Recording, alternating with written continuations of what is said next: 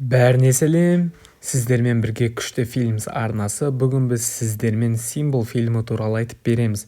Бірақ бастамас бұрын арнамызға тіркеліп лайк басуды ұмытпаңыздар. Осылайша бізге үлкен қолдау көрсетесіздер. Ал енді ыңғайланып отырған болсаңыздар, біз бастайық.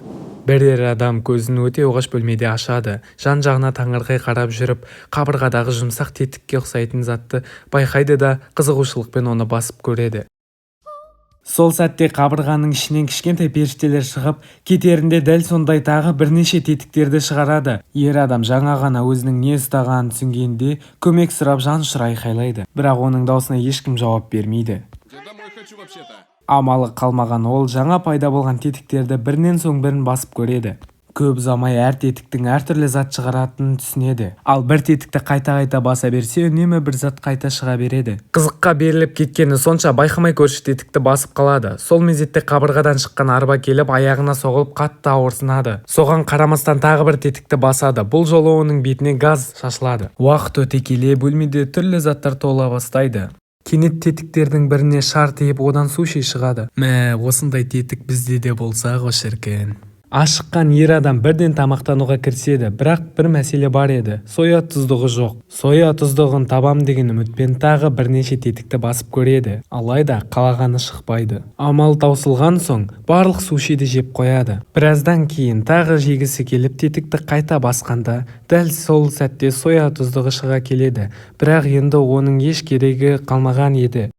Арада біраз уақыт өткен соң ол үшті көзілдірігін тауып алып киіп көреді. Сол кезде жалғыз періште бір тетікті көрсетіп тұрады. Ер адам оны шығатын жолдың белгісі деп ойлап бірден әлгі тетікті басады. Алайда оны күтіп тұрған мүлде басқа нәрсе еді. Кенеттен алып көтен пайда болып, қатты газдың екпінімен оны жерге жабыстырып тастайды. Осылайша тағы біраз уақыт өтеді. Ер адам бөлмеден манга тауып алады. Келесі бөлімін оқығысы келіп, тетіктерді басып көрген сайын оған үнемі келесі томды шығара береді. Қажетті бөлімін іздеп жүрген кезде кенеттен қабырғадан есік ашылады. Бірақ ол бұрылып үлгерместен есік жабылып қалады. Ең сорақысы, қай тетік есікті ашқанын өзі де ұмытып қалады. Содан кейін ол дұрыс тетікті қайта іздей бастайды. Бірақ бір тетікті басқан сәтте қабырғадан жабай адам жүгіріп шығады. Ал келесі тетікті басқанда басына су төгіледі. Ақыры үшінші тетік есікті қайта ашады. Алайда бұл жолы да ер адам есікке үлгеріп жете алмайды. Сол кезде ол бір нәрсені түсінеді. Тетік басылып тұрған кезде ғана есік ашық тұрады. Сондықтан қандай да бір амал ойлап табуға кіріседі. Әуелі марафоншылар сияқты жүгіріп көрмек болады. Кейін шыбын ұрғышты тетікті басып тұратын ұзартқыш ретінде қолданады. Бірақ одан еш нәтиже шықпайды.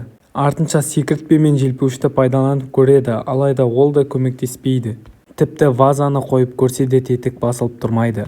Содан соң вазаны сумен толтырмақ болады. Бірақ бір мәселе бар. Бұл бөлмеде су тек оның басына ғана құйылады, ал вазаға бір тамшы да тимейді. Ақыры вазаны сушимен толтыруға бел буады. Бірақ енді ваза тым ауыр болып, қолы ішіне сыймай қалады. Сондықтан ішіндегі сушилерді бір-бірлеп шығарып, әйтеуір вазаны сүйреп апарады. Бірақ тағы бір қиындық туындайды. Есікті қай тетік ашатынын тағы да білмей қалады. Амалсыз бірінші көрген тетікті басады. Сол сәтте қабырғадан әлгі жабай адам шығып, вазаны бір ұрып сындырады. Ер адам әбден ашуға мініп, тетікті күріш ботқасымен басуға тырысады. Бірақ одан да еш нәрсе шықпайды. Кейін жабысқақ таспаны пайдаланып көреді, алайда ол да көмектеспейді. Бір күні тетіктердің бірін басқан кезде төбеден арқан түседі. Ер адам соның көмегімен ақыры есікке дейін жетеді. Бірақ есікке кілт керек екені белгілі болады. Есік жабылып үлгергенше сыртқа ұмтылғанымен арқасынан қатты соққы жеп қалады. Дәл сол ауырсынған сәтте байқамай басқа тетікті басып жібереді. Сол кезде көптен бері іздеп жүрген кілт пайда болады. Осылайша ол есікті ашық ұстап тұрып, бір уақытта кілтті де қолға түсіру керек екенін түсінеді. Бірақ енді тағы бір сұрақ мазалайды. Кілтті шығаратын қай тетік? Біраз ізденістен кейін ғана, үшінші әрекетінде ғана қажетті тетікті тауып алады. Сол сәтте жігіт балықты қажет түймеге қою арқылы шығу жолын ойлап табады. Алайда арқанда ілулі тұрып түймеге қол созу мүмкін емес еді. Бақытымызға орай вантуз көмекке келеді. Ол қабырғаларға жабысып, қажетті түймелер комбинациясын жасап үлгереді. Есікті ашқанда тура төбесінен тағы бір құлыпты болғандықты байқап қалады. Енді ол жылдам қимылдау керек болады. Ол абыржы вантузды лақтырып жібергенде, ол түймеге тиіп бір жабайы адамды шығарады. Әлгі адамның маңдайында құпия код жазылған екен. Осылайша ол сандарды бір-бірлеп теріп есікті аша бастайды. Ол ақыры бостандыққа шықтым деп ойлаған сәтте артындағы қабырға жабылып, оны қайтадан қақпаның ішінде қалдырады.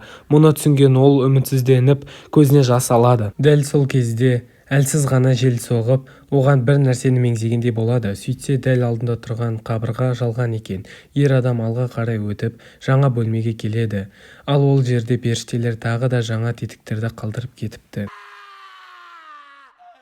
Оқиға қалыпты әлемге ауысады. Онда үстел басында отырған жергілікті балуан ұлы адамды Карен алып кетіп, жекпе-жек өтетін жерге жеткізеді.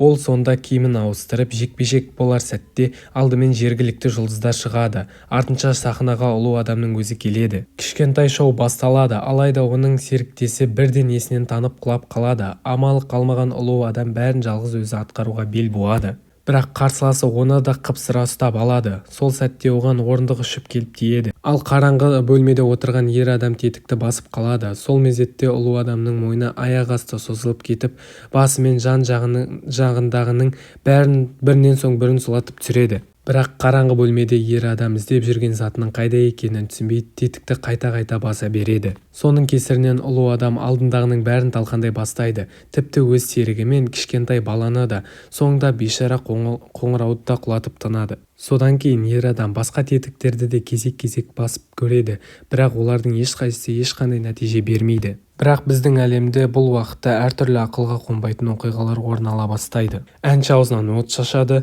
сиқыршы түсініксіз әрекет жасап жүреді, ал тағы бір ер адам өзін итпін деп ойлап үреді. Ал қараңғы бөлмедегі ер адам еденге түскен кішкентай жарық сәулесін байқап қалады. Сол жарыққа қарап басын жоғарғы көтергенде ең төбеде шығатын жол бар екенін түсінеді. Содан кейін ол нағыз кәсіби альпинистер сияқты жоғары өрмелей бастайды. Өрмелеген сайын біздің әлемде түрлі өзгерістер орын алады. Ал ол қаншалықты биікке көтерілсе, өзгерістер де соншалықты ауқымды бола түседі. Тіпті адамдардың айға ұшуының өзі осы жігіттің әрекетінен болғаны белгілі болады. Біраз уақыттан кейін ол батырмалардың қажет емес екенін түсінеді.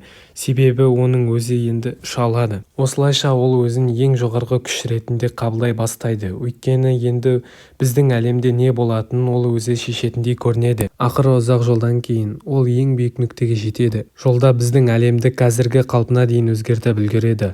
Ал ең төбесінде оны алып бір тетік күтіп тұрады. Бірақ оның не істейтінін біз ешқашан білмейміз. Меніңше ол бүкіл әлемді қайтадан өшіріп тастаған сияқты. Осымен бүгінге осы. Егер бейне ұнаса, арнаға лайк басып тіркелуді ұмытпаңыз. Сіздің лайк пен тіркелгеніңіз менің жаңа видео шығаруыма үлкен шабыт береді. Осымен видео ұнады деген ойдамын. Қош сау болыңыздар.